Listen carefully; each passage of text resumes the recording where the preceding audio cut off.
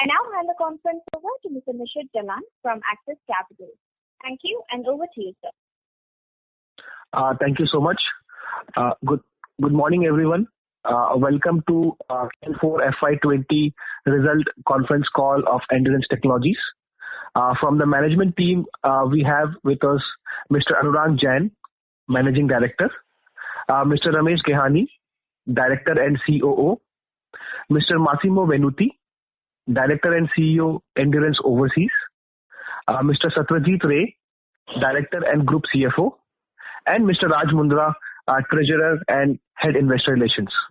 I will now hand over the call to Mr. Jain for his opening remarks, post which we can have a Q&A. Over to you, Mr. Anurag. Thank you very much. Good morning to everybody. I'm Anurag Jain, Managing Director of Endurance.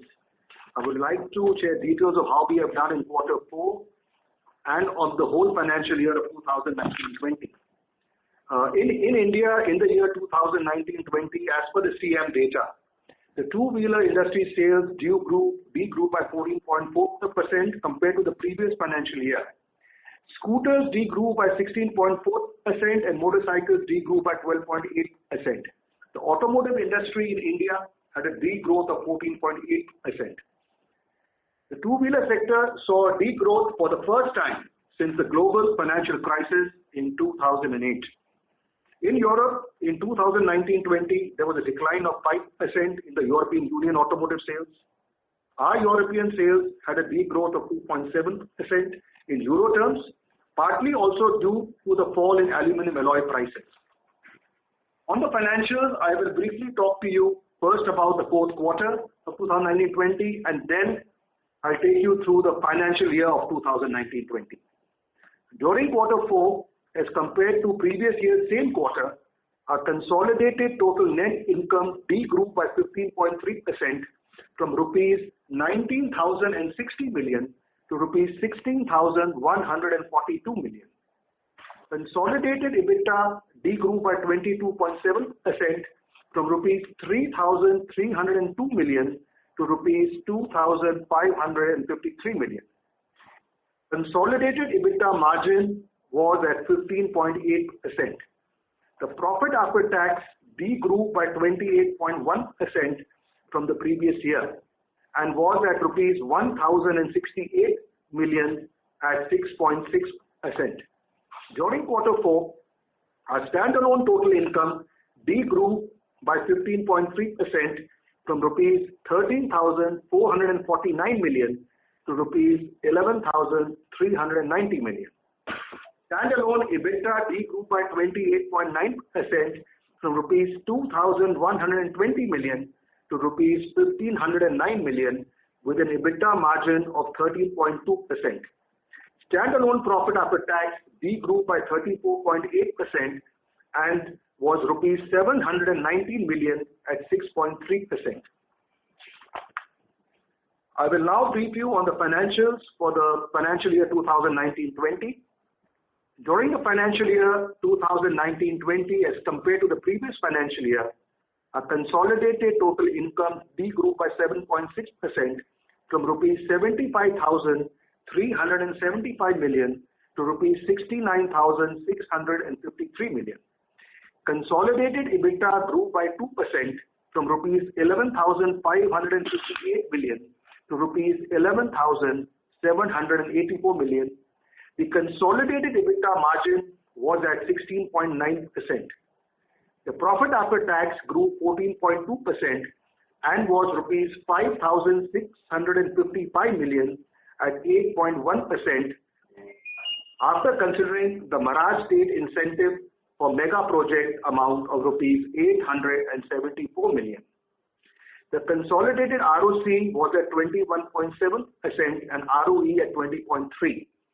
For the first time, there was no consolidated net debt and the company had positive cash of rupees 361 million. The asset turnover was 1.98 times.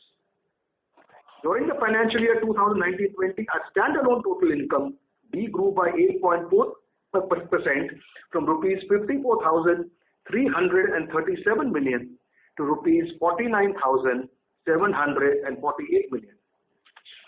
standalone EBITDA grew by 4% from rupees 7,482 million to rupees 7,785 million with an EBITDA margin of 15.6%.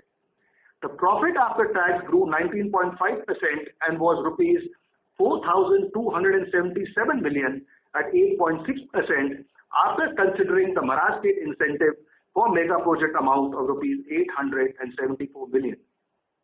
The standalone ROC was at 24.3% and ROE at 19.5%. There was no net debt as standalone operations had positive cash of rupees 100 million. The asset turnover was 2.09 times.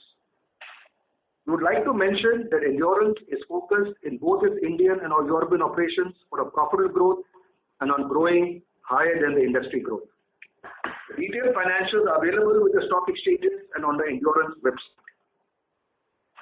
I would now also like to share certain key points for the financial year 2019-20. 71.4% of our consolidated total net income, including other income, came from Indian operations, and the balance 28.6% came from our European operations. In India, rupees 5,860 million of new business was won from OEMs, which included HMSI, Royal Enfield, Hero MotoCorp, Hyundai, Kia, and a new OEM client, TVS. 50% of this business will be starting from Q2 of this financial year. I would like to mention that in addition, we have rupees 12,770 million worth of requests for quotes from OEMs which are being discussed. I would also like to mention that Endurance is focusing on a more value add and profitable product mix in its future business, which includes 200cc plus motorcycle brakes and clutch assemblies with help of acquisitions of Adler and Grimeca in Italy in the last 3 months. Paper-based clutch assemblies, replacing the cork-based clutch assemblies for motorcycles. Continuous variable transmissions or the automatic clutch for scooters. Anti-lock brake systems or ABS for 150cc plus motorcycles. 200cc plus motorcycle inverted front forks and adjustable rear mono shock absorbers and front forks and shock absorbers for electric 2 and 3 wheelers. This is with the help of our collaboration partners KTM Components, and fully finished machine castings as compared to semi-finished castings for 2 and 3 and 4 wheelers which we do right now. As far as Europe is concerned, in 2019-20 we have acquired 42.66 million euro of new business with Audi, BMW, Porsche, Volkswagen, Fiat Chrysler and Maserati, including for electric and hybrid cars. I would specifically like to point out that in the last 2 years, 110 million euro of business has been won for electric and hybrid cars, which has started in this year and will reach peak volumes in 2023. Therefore, 45% of our existing total European business value has already been won by us. Out of this, 110 million euro value, 30 million euro of business won is for electric cars for Audi and Porsche, and 80 million euro of business won is for hybrid cars for Volkswagen, Daimler, BMW, Fiat Chrysler and Maserati. Also, a further 45 million euro of business is being discussed with Volkswagen for the electric and hybrid cars. As mentioned earlier, our overseas company, Endurance Overseas SRL, has in the last 3 months acquired 99% stake of the two-wheeler clutch company Adler SPA and 100% stake of the two-wheeler brake company Grimeca. Both these acquisitions include all know-how, patents, brand and trademarks, which will help us mainly in our Indian operations, but also the European operations to get new business for 200cc plus motorcycle clutch assemblies and brakes. I want to inform you that both Adler and Grimeca companies have been our technology partners in the past and an important part of our journey of growing our clutch and brakes business in India in the last 15 to 17 years. I would also like to point out that Endurance will continue to focus on technology-oriented and new product organic and inorganic growth. I would also like to mention that Endurance has also entered two backward integration product areas, which are import substitutes also. First is the aluminum forging axle clamps required for inverted front forks. Endurance has entered into a technical collaboration with FGM in Italy, and production will start at our Aurangabad plant this October. The second product are wire braid hoses, which are required for ABS brakes. We will start the production of these hoses this August. Both these other projects will help us in our future profitable growth. Our aftermarket business in India was almost 6% of our net sales in the financial year 2019-20. The aftermarket sales grew by 10% from rupees 2,707 million in the previous financial year to rupees 2,977 million in 2019-20.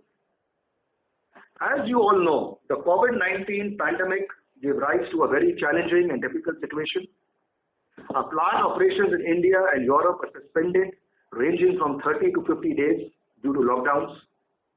At Endurance, we took this also as an opportunity to become leaner, and we have focused to lower our monthly fixed cost amounts, variable cost percentage to sales in each of our plants, direct, indirect material cost, and lowered also our capital expenditure. This cost containment is helping us as we are restarting and getting operations back to the pre-COVID-19 normal sales. Our company has a strong balance sheet with a consolidated net worth of rupees 30 billion and zero net debt as on 31st March 2020. I would like to inform you that on 29th May 2020, CRISIL has reaffirmed our credit rating of long-term as AA with positive outlook and short-term with a high rating at A1+. I also wanted to update you that a new Vallam plant near Chennai for supplying machined aluminum castings to Hyundai, Kia and Royal Enfield will start operations this October. We are also targeting to supply our ABS brake systems in Q4 of this financial year. With these opening remarks, I would like to invite questions from all of you. Thank you very much. Thank you very much. We will now begin the question and answer session. Anyone who wishes to ask a question may press star and 1 on their touchtone telephone. If you wish to remove yourself from the question queue, you may press star and 2. Participants are requested to use handsets while asking a question. Ladies and gentlemen, we will wait for a moment while the question queue assembles.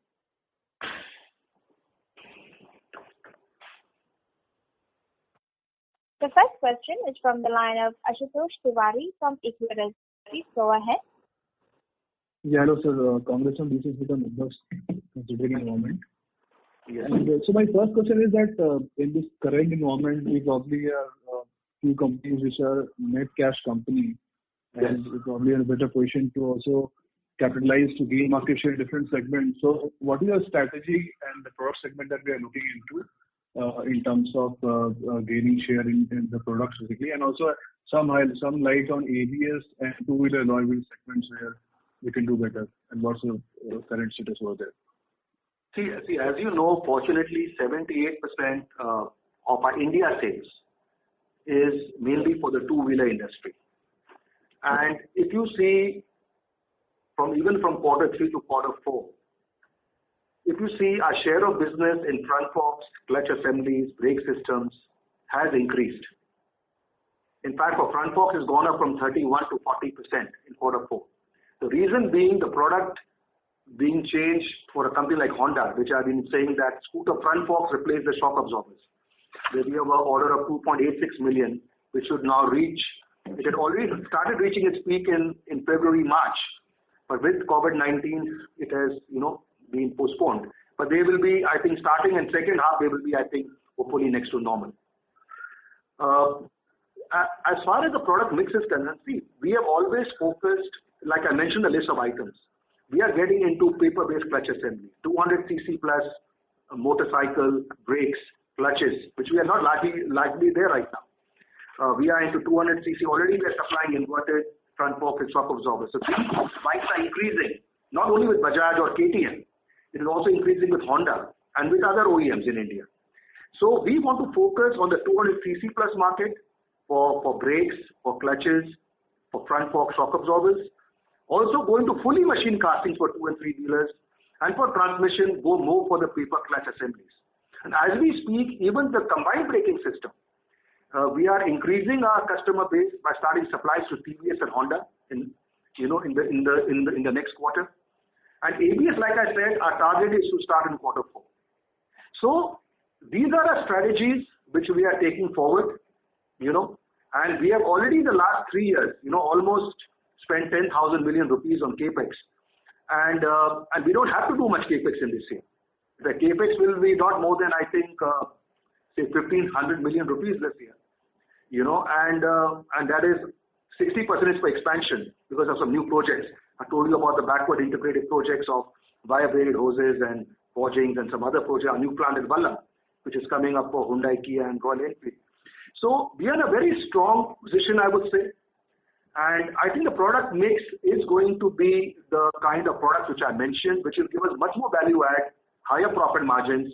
Even the backward integration, which are import substitutes, will help us to increase our profit margins. And having said this, I would also like to add that things are looking much better than expected going forward.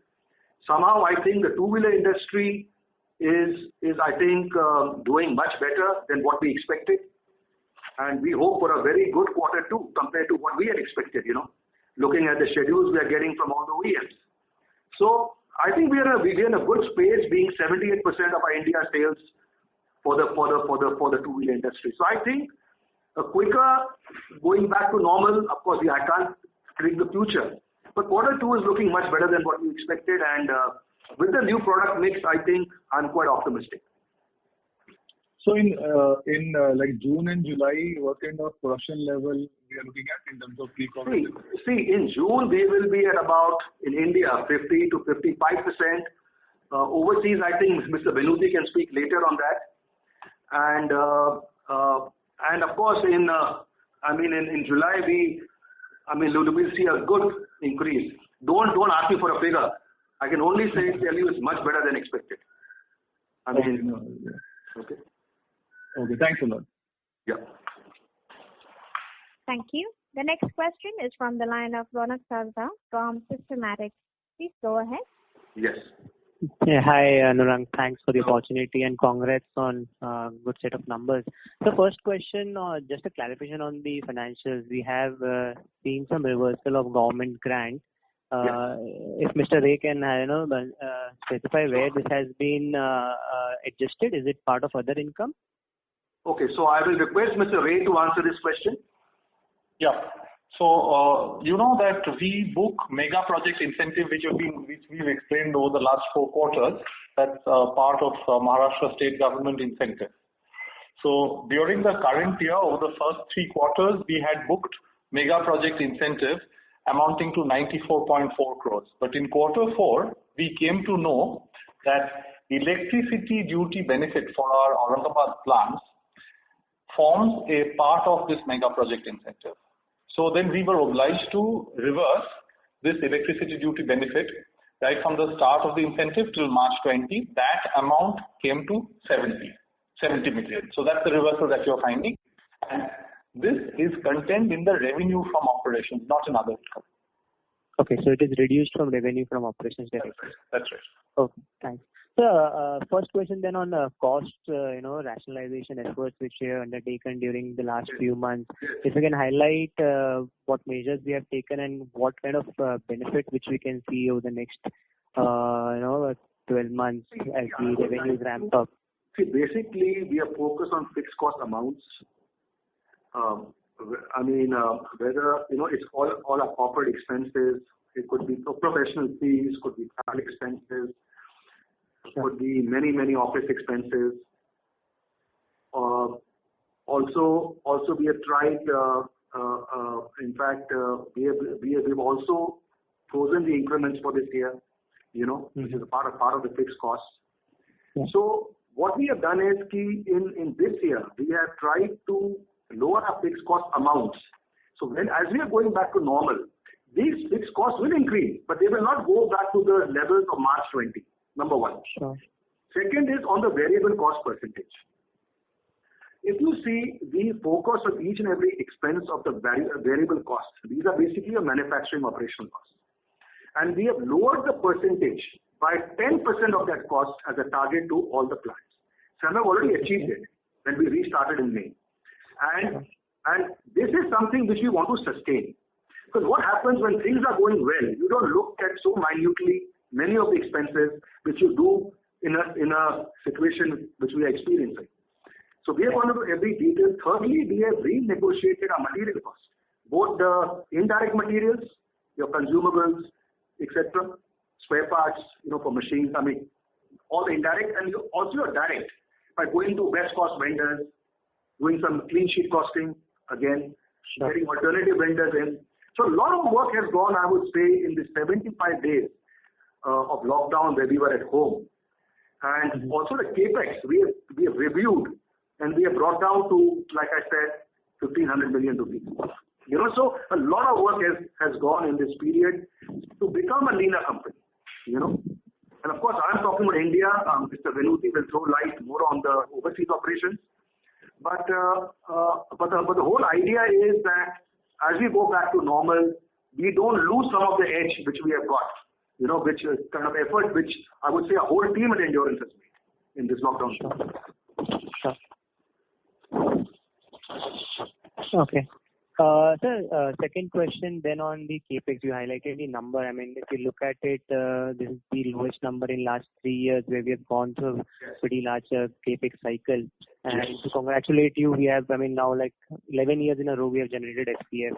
So sir, what's our cash deployment strategy right now? I mean, are we looking for new products or will we increase our dividend payout? How should we see the net cash generation now? Of course, it will also depend on the sales which takes place. Like I said, it's quite encouraging, the kind of figures we are getting from July onwards. But only thing is right now, our focus is more on the back end, on cost controls, including the capex controls. And at the same time, we are definitely looking at new inorganic and organic growth opportunities. Even at a time like this, in our overseas operation, we acquired both Adler and Grimeca, who have been our partners. In fact, Adler since 2001 was the major technology partner for our clutch assemblies and CBTs for scooters. And Grimeca was, you may not know, was our partner from 2004 to 2009. We started the brake business with their support.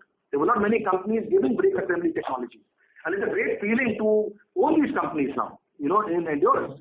And we have not got it at a very high value, Yeah. So the question is that we are being sensible. Of course, our focus is to safeguard cash, especially till we get back to normal. Okay, we are cautious, We don't want to lose our edge here in the last 10 years. So we are going to spend in a sensible way whatever is required. We are going to save on costs, capex, and look at opportunities which make sense for us for the future, which we feel can add value for the future and worth spending right now. But just spending for the sake of spending to increase our sales, we are not going to do. Sure. Then final question on the Hyundai and Kia business. I think you mentioned the plant would start in October. Yes. Is there a delay in the start of? Yes. There is a delay from July. It is going to be in October because of the lockdown. And Koreans also have their standards. They've also gone through COVID-19. A second wave has come up there. So, and plus, I think the lockdowns also, the guidelines, even in India, even Tamil Nadu, announced lockdown on 19 June also in industrial estate. Now, of course, it's back to now they have taken back that order for the industrial estate. So, Hyundai, Kia, Royal Enfield are back in production. So, I would say it's more for the COVID-19 that there has been a postponement. But from what we know, Hyundai, Kia, Royal Enfield are fully committed to do these volumes. And gain their market share in India. And we are starting in October. But my question was, are we supplying right now from any other plant? We are already supplying from our existing plant in Chennai. Already we are supplying. So the growth is going to come in the new plant, which will start in October and not July. Okay, sure. But the ramp-up is already happening for the orders. The ramp-up already happening in our existing plant. The ramp-up actually started late last year. Okay. Great, sir. Thank you and all the best. Thank you. Thank you. Ladies and gentlemen, in order to ensure that the management will be able to address questions from all participants, we would request you to please limit your question to 2 at a time. Should you have a follow-up question, please rejoin the queue. Thank you. The next question is from the line of Aditya Jhawar from Investec. Please go ahead.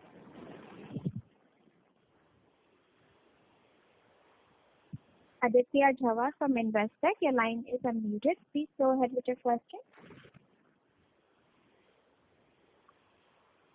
Aditya Jhawar from Investec, please unmute yourself from your handset and ask your question. Due to no response, we'll move to the next question. The next question is from the line of Nitin Arora from Axis Mutual Fund. Please go ahead. Hi, thanks for the opportunity. My first question is on the Europe, overseas margin.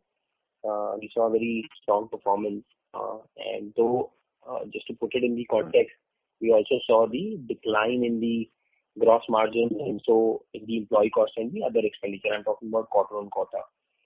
Can you explain what is this strong performance pertaining to? It is more of new project delivery getting on higher margins, or it's more of also led by insourcing versus outsourcing of projects and deliveries? If you can throw some light on that and just a direction on the margins.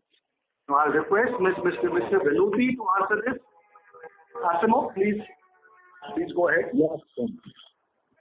So in the last quarter, 2019-20, we had an increase of EBITDA compared to the previous year in terms of percentage from 24% of the previous year to 22%. And this is due to the fact that we are producing different mix compared to the previous year. We are increasing in an important way the business with Volkswagen, with parts with different added value compared to the past. But in this quarter, there was also the impact due to the lockdown, because starting from the first week of March, we closed one plant in Lione, in Brescia, and Milan casting. And so in the cost of material consumed, you see the reduction of stock. And so the percentage of cost of material is higher compared to the previous quarter due to this reduction of stock. The profitability is growing due to many factors. As I told you, the different mix with Volkswagen, and also we started with the third line of the cylinder power, the new upper cylinder head for Volkswagen. In fact, also in the quarter, you will see an increase of depreciation of 1 million euros because we closed 100% of the investment for this specific part. Another important impact in the quarter was the reduction in the labor cost, because as you can see that compared to the previous year, we have had an increase of a percentage, but a reduction in the total value due to the fact that we are starting with the outsourcing activity in the foundry. This is due to the fact that, as you can imagine, when you have a reduction of 60%, 70% of volume, it's more convenient to buy from the market if you have to work only one shift per day or 2-3 shifts per week. And so this is an effect also of outsourcing policy that we are making in our plants. This is very helpful. Just second question on the same geography.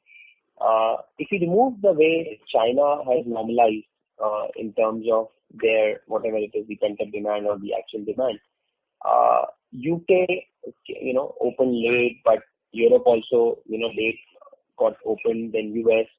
But generally, what's the sense you are getting from OEMs in Europe and UK? So it's more of a lag which can really surprise the end market growth versus the China. So how's the production scheduling there happening? And if you can talk about from your OEM perspective, that'll be really helpful. Okay, first of all, as you can see, at the end of 1920, we have had an important reduction of export to the United States and to China due to the trade situation of the previous year. In fact, with the customer as BMW and Daimler, we lost more or less 20% of our turnover. due to the fact that, as you know, they produce the SUV vehicle in the United States and they export from the United States to China. Today, the situation after lockdown, frankly speaking, the situation is really tough because a lot of OEM are trying to buy components from China because they started 1 month ago, and when we were in lockdown. And so for sure, for the future 12 months, from my point of view, there will be a lot of pressure on price due to the fact that in the European market there are a lot of production capacity. In this moment, the level of saturation is more or less 40%, 50%. But from my point of view, this could be an opportunity for Endurance for many reasons. First of all, because unfortunately, let me say, unfortunately, there are a lot of companies in financial trouble in this moment. There are a lot of companies in bankruptcy, and so sooner or later the government will decide to close and to reduce the production capacity with these companies, because in this moment there are no volume on the market in order to saturate 100% of the company. And so this could be an opportunity because we are receiving a lot of requests for several customers, basically for the German customer, because it's a really strength compared to the past, but in this moment the main problem are in Germany. We are receiving a lot of requests in order to move business from this company with financial problems to new company. This is an opportunity because for sure we can increase the volume, but it's also an opportunity due to the fact that we can evaluate inorganic growth, because in this moment the government are available to support the company if you are able to save the labor, the people, because as you can imagine, in this moment in Europe, the major problem is the unemployment rate. In fact, all the governments in the European market, also in Italy and also in Germany, are putting pressure in order to avoid, for law, you can't fire people. Still, in Italy, till the end of August, and also in Germany, they are supporting the company with an incentive, a contribution in order to pay the salary, but you can't reduce people. And so you can imagine if the company are not able to do the restructuring plan, the only way is to guarantee the volume, and the only way is to reduce the production capacity on the market. For this reason, I don't believe that this attack that we are receiving from China can create problems in terms of profitability for the next period of time. Also because the volume, as you have seen in the month of May, there was an increase of 12% compared to the previous year. The volume in China are growing, and so sooner or later they will dedicate the production capacity for the internal market. This is very helpful. Just the same question, this last question from my side. If you look at from a perspective of scheduling, like you said, that June is 50% in terms of production scheduling. Given what has happened both in both two-wheeler and passenger vehicle, the kind of spurt we are seeing at the retail end, the supply has been very constrained. Do you see a scenario directionally that by Q3 end, or let's say Q3 mid, we would be eventually from a production level from an OEM, we would be at a pre-COVID level? That's where the direction we should look at it. To be honest, I won't be surprised if it goes to the pre-COVID normal level in Q3. I won't be surprised the way things are looking up, but I'm always very cautious. I don't know whether it's pent-up demand which is making this growth next 2 months. I don't know. But I know one thing, that it's going to be a good monsoon. And the rural sector is almost 2/3 of the two-wheeler market. Financing is no problem, especially for two-wheelers. And especially the lower end two-wheelers. So even the higher end is doing quite well, I must say, But I think I'm very optimistic on the two-wheelers, the way I'm seeing the plans. So to answer your question, I won't be surprised if we are back to normal in Q3. Thank you very much for your answer. Thank you. The next question is from the line of Vimal Goyal from Union Asset Management. Please go ahead. Yes, sir. Thank you for the opportunity, and congratulations on very good set of numbers in such an environment. Sir, if you could just highlight how your key accounts have done, and by key accounts I mean Bajaj, RE, Honda, Yamaha and Hero. What is the growth that you have achieved in FY20? No, FY20, in fact, in I think all the cases there has been a degrowth because for the simple reason that as far as Bajaj is concerned, they have degrown, as you know, 6.8% in motorcycles and almost 15% in three-wheelers. HMCL has degrown overall 18%. You know, if you see HMSI, they have degrown 14.7%. TVS, of course, we just started, so I will not count them. Yamaha has degrown 16%. So there has been no growth with anybody, and that's the reason why we have also degrown in India. You know, I think by 8.3%. So but going forward, looking at the new businesses and all, definitely we have always maintained we'll do better than industry. You know, so we have done better than industry. When the two-wheeler was down 12.8%, we have been down 8%. You know, approximately. So that's all I can say for now. You know. Sir, would you be able to highlight what happened? So what I meant was actually your whatever your revenue, how much has it degrown in these accounts? Would you be able to share that number? No, see, those I do not normally share for each customer. It's not correct. Normally I don't do it, but overall you can see a degrowth. But I just give you the figures of degrowth of each of these important OEMs for us. You know. Okay. So just to let you know, we have not grown with anybody last year. We have degrown less than what they have degrown in production or sales. But we have also degrown. And that's why you see the overall degrowth. Right. Sir, my second question was on how you highlighted the capex for India business, which will be around 150 crores. What would be the same for your Europe business? How much is the capex outlay expected there? Europe business, I will request Massimo to speak on the European business. Yes. So first of all, we closed the previous financial year with more or less 35 million euro of investment in the last 12 months, of which 22 million euro for Volkswagen Group and 1.5 million euro for XTA and 0.4 million euro for Daimler. Basically, the main investment was for Volkswagen. Regarding the 2020-2021, we are trying to reduce the investment, and we will do only the ongoing activity plus specific investment for the new business acquired during the previous financial year. As Mr. Jain told you, in the last 12 months, we acquired more or less 42 million euros of new business.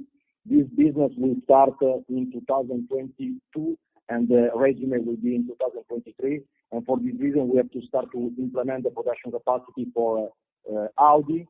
We acquired with them a new project for electrical vehicle with 860,000 parts per year, more or less 15 million euro turnover, and we have to install the production capacity within September 2024. And so it means that there will be for sure an impact for this in this financial year. But in this moment, our target is, first of all, to reduce the fixed costs in order to reduce the break-even point, and second, to reduce and to save our cash.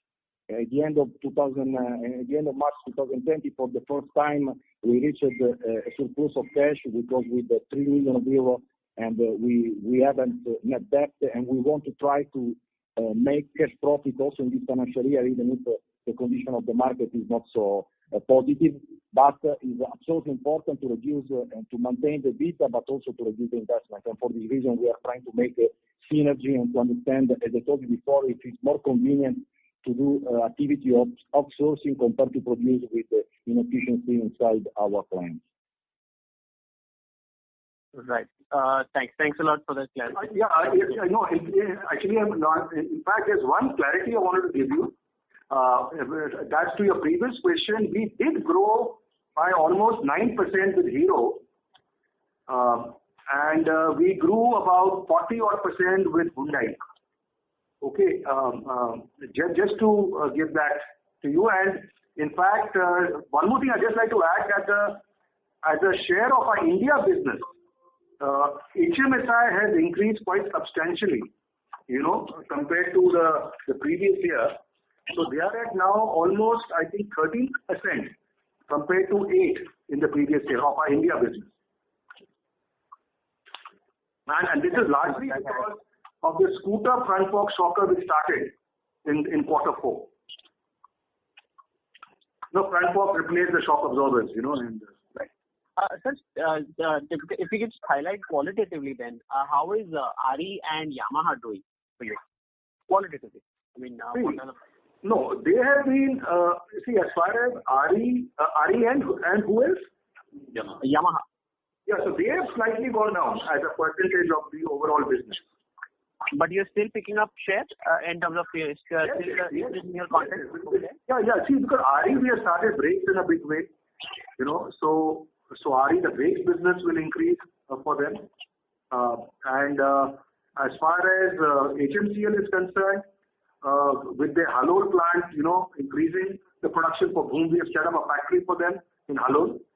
So that business will increase, and we hope to supply clutch and CVTs in future to them, which are at an advanced stage. To be tested. We have started discs for them already for Hero MotoCorp. So according to us, we hope to grow, but as a percentage to total, it depends how much we grow with each. So I cannot tell you that figure.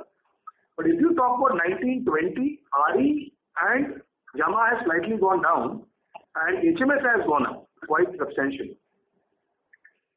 Okay. And in HMSI, what led to the growth? Which product led to growth in Hero? Basically, the scooter front forks, which replace the shock absorbers, almost 2.76 million per year. Right. But of course, they started only in Q4, so they replaced the shock absorbers in the front. All the scooters, most of the scooters. So that is what has led to this higher value. And also we started the disc business with them. Okay. So Honda and Hyundai are doing particularly well for you. Yeah. So that is, I'm saying 1920 they've increased. But I'm not saying in 2021 others will not increase. I'm only saying 1920. Your question was specifically 1920.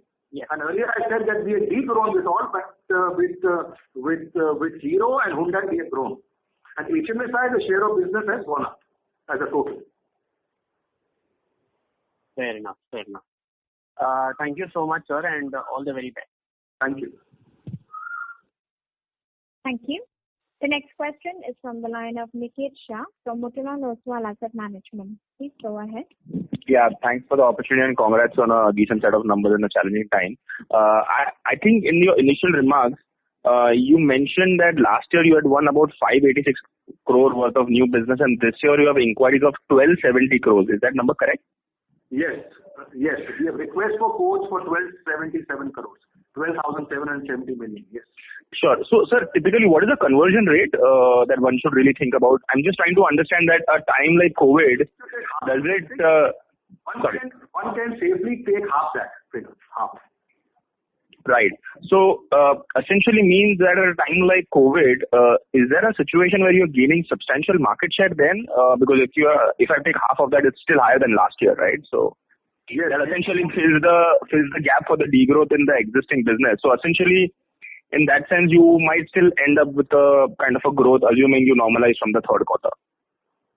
Yes, so of course, I mean, that is our target to have a growth over last year, looking at how things go.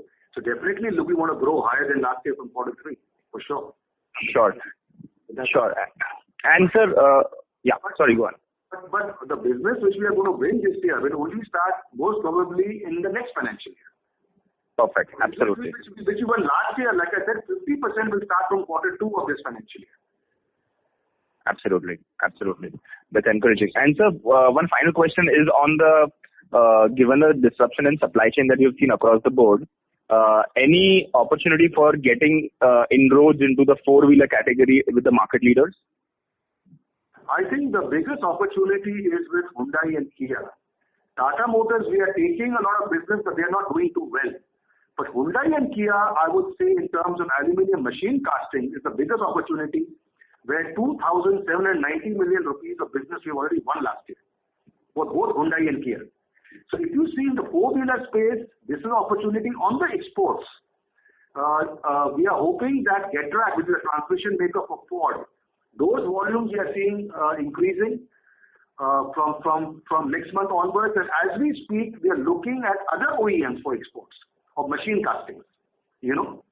So as far as passenger car goes, which is today only 6% of our India business. Overseas, it is all passenger cars and commercial vehicles. But this will depend on this growth will depend on the opportunities we have on the casting space. The machine casting space, aluminum casting. Sure. Perfect. Thank you so much, and best of luck, sir. Yeah. Thank you. The next question is from the line of Priya Ranjan from Antique Limited. Please go ahead. Yeah, thanks for taking the question. Sorry to interrupt you, Mr. Ranjan. You're not very audible, sir. Can you please speak a bit louder or come closer to the phone? Sure. Is it fine now? This is better. Yes, I can hear you. Yeah. So just a couple of things on, share of business. Can you just reaffirm what is your share of business in, say, Bajaj and RE at this point of time? In FY20, if I say. See, as far as Bajaj is concerned, if I see consolidated, it is at about 38%. Mm-hmm. Okay. And as far as RE is concerned, I think it is consolidated. That figure I'll just tell you. I'll give you. As far as RE is concerned, consolidated is at 6%. Okay. And Hero, have we reached around 10%, or how is it? No. Hero is a long way to go as we are going. Right now it's low. It's about 3%. I'm saying consolidated. Okay. These are consolidated numbers looking into Europe. Okay. Which is 28.5% is all overseas business. Sure. And in Europe, similarly, around half of the business earlier used to be, say, Fiat Chrysler. How is it now? Because we have won significantly from VW. Yeah. So if you see, Volkswagen Group, including Porsche and Audi, has become number one. So it's overtaken now Fiat. Fiat, when we acquired the company, was at more than 70% of our business, Fiat Chrysler Group. So now Volkswagen with Porsche and Audi is the highest. Then it's Fiat Chrysler. And then it is Daimler. Okay. So what will be the European share of business between these three? See, as far as the share of business, I would request Massimo to speak on that. But I think it was what I remember in Europe only. Volkswagen Group is about 28%, Fiat Chrysler is 27%, and Daimler is at about 15.5 to 16. And then you have New Holland at 7%. Okay. And PSA and all is about 4%. But the way we are getting orders from Volkswagen Group and Porsche, that will go much higher in future. Mm-hmm. Okay.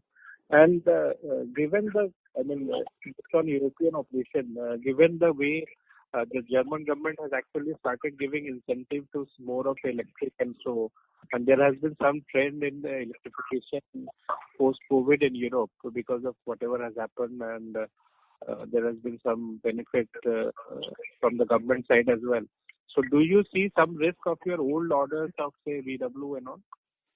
Okay, this I'll request Mr. Venuti to reply to this. Okay, yes, after the removal of lockdown and containment measures, the situation should gradually improve, and some positive expectations are looming for the incentive that many governments, not only the German government, are introducing, also in France and also in Italy. Those incentives are at the moment focused on the electrical vehicle and hybrid vehicles, but considering the still low incidence of this technology, more or less 3.1% in the market, we hope incentive will be extended in the most efficient internal combustion engine Euro 6. And in this case, we don't see particular problem in our product range, because as Mr. Jain told you before, in this moment, considering 250 million euro turnover, we have already acquired in our product portfolio 110 million euro of business linked to the electrical and hybrid solution. For sure, we hope that the government change approach, because in this moment, one of the major problems that we have in Europe is that the dealers are full of unsold cars, and so these are with, for sure, different technology, not with the hybrid and electrical solution. And for this reason, we hope that we'll extend this incentive also to this kind of vehicle. Otherwise, the dealers have the money to buy new cars. If they don't reduce the stock on the market, the production will remain with a low level. Mm-hmm. Okay, that's good to hear. And on the domestic business, I mean, so in terms of, I mean, can you just highlight any development on, say, ABS? Yes, yeah. See, ABS, there was a delay of 4 months on the testing. That's why, but right now we are working very closely to get this clearance, and that's why I said Q4 is what we are targeting to start the SOP for the ABS. We're very closely working with the challenges on the travel. The overseas people from the USA are not able to travel to India because of flight cancellations, but we are doing a lot of work through video conferencing and doing the calibration testing based on their feedback on our test track in Aurangabad. So there have been challenges, so that's why we are targeting Q4 of this year to start the ABS. Thank you. I would request Mr. Ranjan to rejoin the queue. The next question is from the line of Kashyap Javeri from MK Investment Managers. Please go ahead.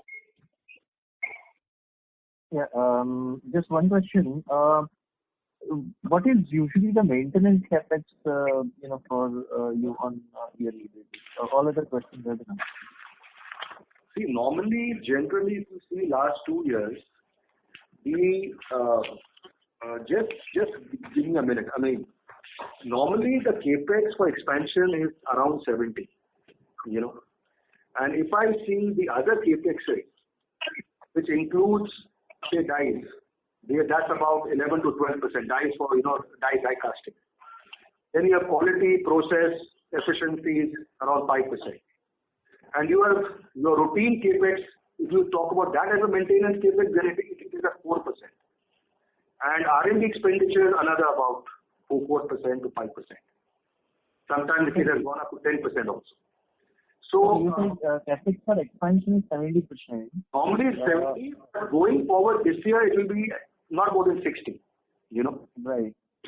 And dies and efficiencies are about. Dies and quality, process efficiency, some routine capexes. These together in this year at least would be around 30%. Even R&D expenditure would be higher at 6% in this year. Okay. Approximately. I'm just giving you approximate figures. Okay, sure. That is from my side.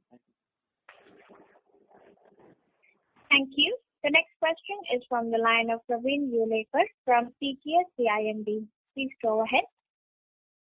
Yeah, thank you for the opportunity, sir. So my question was on this acquisition. So just wanted to understand how these new acquisitions of Adler and Grimica will benefit our endurance Indian operation, and what was the rationale for this acquisition? Thank you.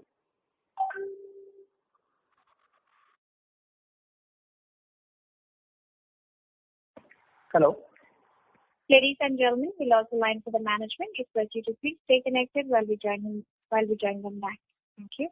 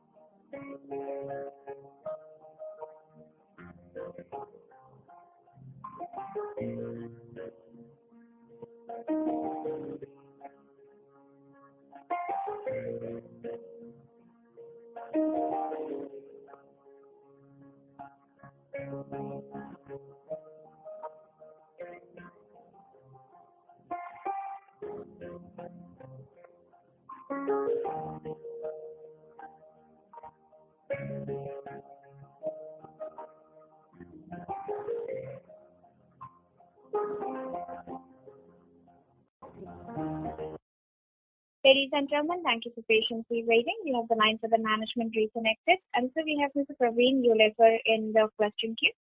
Yes. Yeah. So my question was on acquisition. So our recent acquisition of Adler and Grimeca. So Mike, just wanted to understand how are this going to benefit our Indian operation in the next 2 to 3 years? Yes. See, what is happening is that both these companies, like I said, have been our collaboration partners. Adler since 2001. Grimeca was there from 2004 to 2009 and again from 2015 to 2020. Right. They have very good, I would say, their brands are very good. They're very well known in Europe, even in India. They have very good, technology, mainly on the 200cc plus bikes, the motorcycles. This is an area where we have not been present in a very large way since we started. We've been more in up to the 150, 180cc bracket. So the technology which they bring in, if I talk about it in terms of lever comfort or driving comfort or a better takeoff or more stability, of the vehicle, the technology which is coming in, for which anyway I was paying collaboration, technical know-how fees. Now with this acquisition, things become much easier. So there's very good technology. They have good patents, which they have acquired over the years. Both the companies. If I talk about Grimeca, they've been supplying the range from motorcycles is from 50 to 1000 cc, and if I take scooters from 50 to 500 cc scooters. So the question is that the technology which they bring in, and the thing is, because they were collaboration partners, we understood what they had. Apart from the brand and trademarks, we knew that what technology they had, and that was the reason why we have gone ahead, and it makes it much easier for us to get into the larger bike business for clutch and brakes. So that is the rationale of acquiring the companies, to grow our India business. At the same time, we are, of course, for the clutch assemblies, taking new business also with clients in Europe. And brakes, we also want to do it in future. Okay. So when do we expect this new product to start from this acquisition? So it will start in 21-22.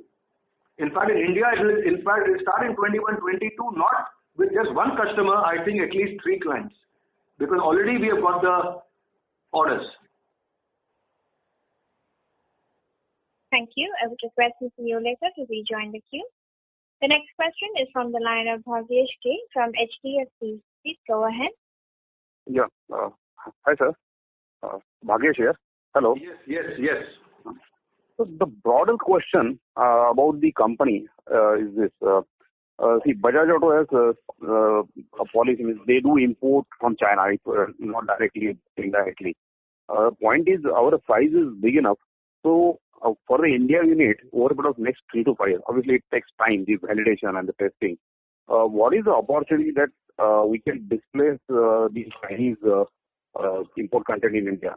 And for the European unit, is there any similar kind of opportunity, or that is not the case, that Europeans do this mostly in Europe? So what are the thoughts about it? So I will talk about India first, and then I'll request Mr. Vinoti to speak about Europe. As far as India is concerned, we are seeing a clear-cut opportunity on the brake systems, which is an import substitute from a Chinese supplier. I don't think it's right to mention a large OEM, but this opportunity has come to us because they want to de-risk the Chinese company. And this business will be starting from next month. And it's complete brake assembly, with the disc, the master cylinder caliper. It's a complete system. And this business will grow. So one opportunity we are seeing is in the combined braking system. Second opportunity we are seeing, and I'm very confident, is in the aluminum alloy wheels. And I'm very sure that there would be a lot of de-risking happening going forward on the aluminum alloy wheels, where I think they're going to, most OEMs will completely switch to Indian suppliers. Now, it could be Chinese suppliers also who are in India, so I'm not saying that. But they will buy from local companies in India. I think the imports from China will. So as far as we are concerned, the 2 immediate opportunities which we are seeing are already happening is on brakes and aluminum alloy wheels. Okay. Mm-hmm. Okay, regarding Europe, in this moment we are, as I told you before, evaluating possible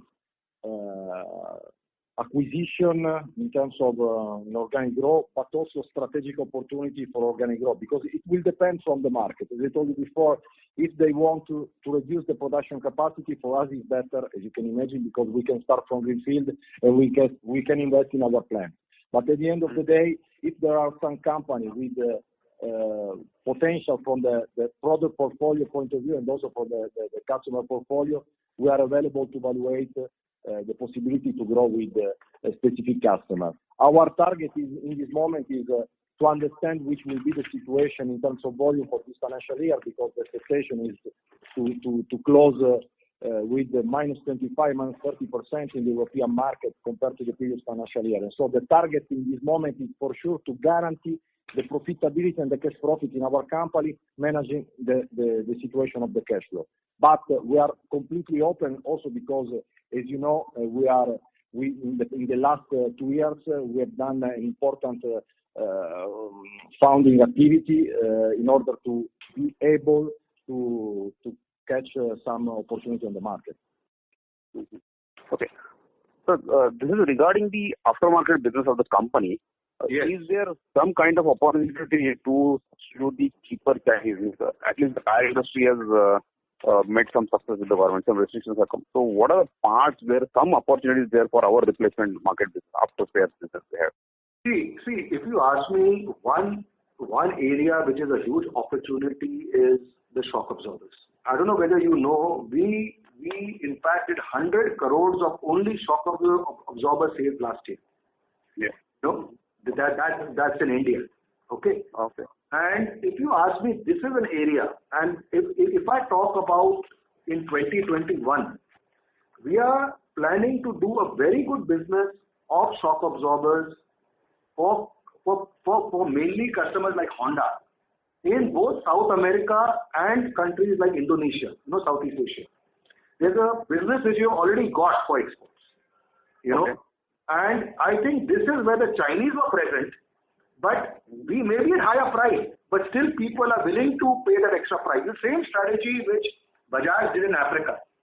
Their prices are higher, but the value which they give is much more than the Chinese product. The Chinese product, they say, don't last them more than 1 year. So our strategy is to be slightly higher than the Chinese, but give very good quality, because quality I cannot compromise. So just to let you know, we have already got orders for both South America and for Indonesia. I mean, the Southeast Asian market, for the shock. So if you ask me, shock absorber is a very good area to really expand, Okay. Excellent. Thanks. Thank you. Members of the management, we have 3 questions in queue. So would you like us to take all those? Should we proceed with the Q&A session? Do you want to take more questions? Yes, I can take any amount of questions. No problem. All right. Thank you, sir. Thank you. The next question is from the line of Ashutosh Tiwari from Equirus. Please go ahead. Yeah, hello, sir. So you talked about that this Honda's HSI share in our sales has gone from 6 to 13% in the current 8 to 13% in the current year. But this front fork was started only in Q4. In quarter four. Yeah, so this will increase substantially in this year, the share of business for HSI for us. See, what has happened is that we have also started a disc business with them. The clutch business also increased as a SOB. Plus, the business as a SOB was increasing from quarter 2 onwards only.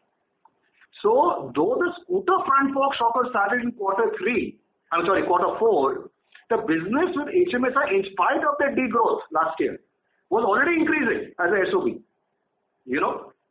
But the growth was substantial in quarter 4, because scooter front fork is almost 3 times the cost of a shock absorber. So you can imagine what it does.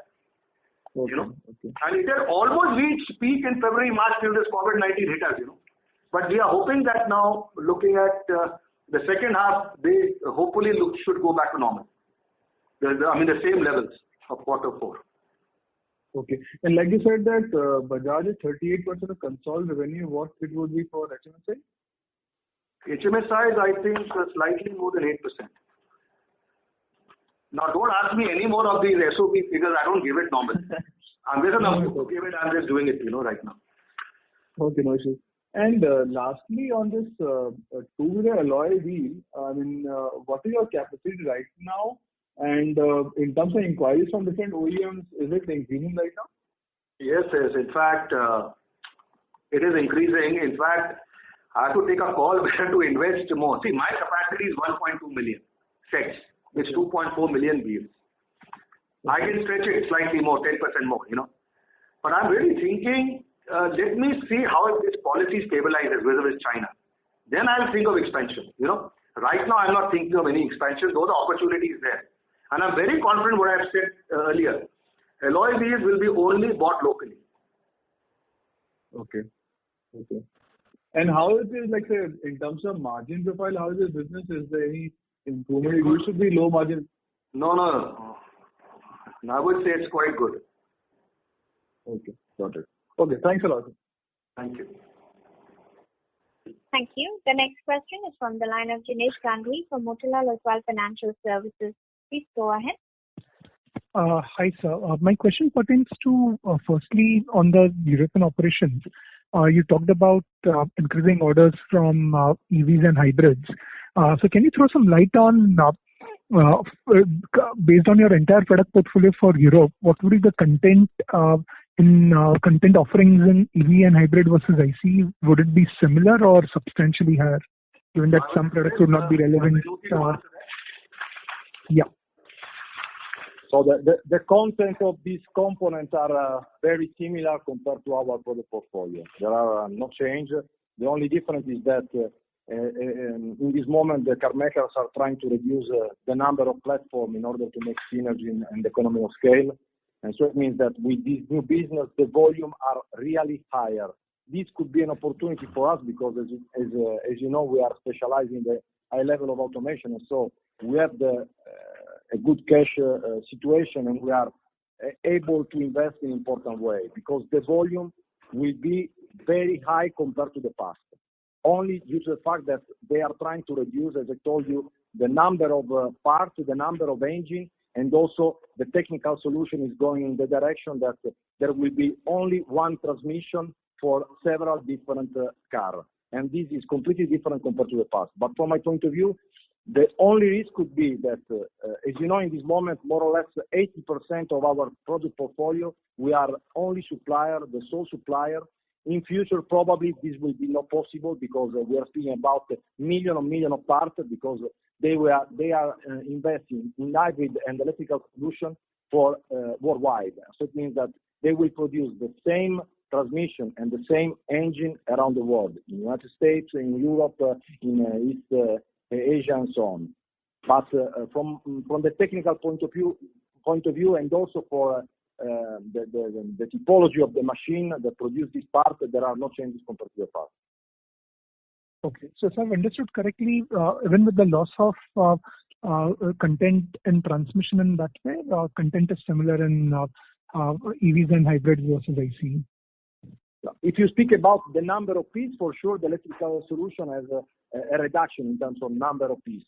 But no, I'm talking from value perspective, value per car. No. In terms of aluminium, there will be a growth compared to the past, for sure. In terms of percentage of incidents, the content of aluminium in the car will be higher compared to the past. Got it. Okay. And second question to you, Mr. Jain. Yes. You talked about value-added business, which we have been focusing upon.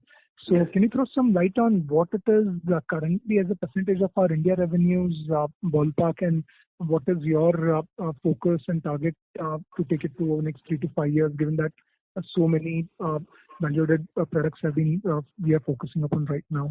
See the way which I would put it. See, I don't have exact figures for each product segment. I normally don't give it, but what I'm saying is on 200 cc, if you see inverted front forks and shock absorbers, we are mainly doing it for, say, Bajaj, KTM, a bit for maybe Hero, HMSI will be starting now. RE we are doing, of course, for ages now. For higher CC, Harley Davidson we are doing. And we have had a collaboration with KTM Components since 2008. So front fork, shock absorbers, 200cc, already the journey started. And this business is really growing. This business is really growing. So we're in a good space. When it comes to brakes and clutches, these two acquisitions are very important from technology and brand, because these are very good brands as well as good technology. So in the 200cc plus space, we were not really present. Now, as this was happening, we were already in touch with our major customers. And the good news is we've already got most of these orders, which are starting in 21-22. In fact, as soon as we, as I said, we are going ahead, we already got the RFQs we finalized, the orders. So we are now entering a new space of 200cc, which I think is at least 15 to 18% of the two-wheeler market in India, which is not bad. If I talk about a normal of 25 million, okay, a normal should be 25. So this is a good market and very high value-add market.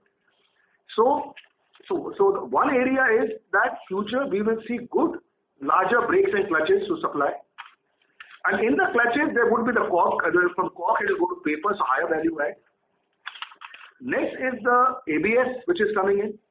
CBS already has come in with rear brakes. CBS both for front and rear. So combined braking system as an add-on for below 150cc bikes generally. And the rear brakes already started from last year, which is additional business. And ABS is something which Q4 we are targeting in this financial year. Then we come to machine castings. Which today we were doing semi-finish largely in two-wheelers, three-wheelers, four-wheelers. With Hyundai, Kia, we started fully machine castings. Some of the two-wheeler companies have already started fully finished in certain areas. But we want to go 100% by 21-22, only doing fully machine. So it's full value add. And then these castings directly go on the assembly line. There's no need for finished machining at our OEMs, So these are the kind of value adds which we are looking at. Plus also a new product mix getting into continuous variable transmission for scooters, which is like an automatic clutch. This is something we want to start also. So these are the plans which we have right now on the two-wheeler space,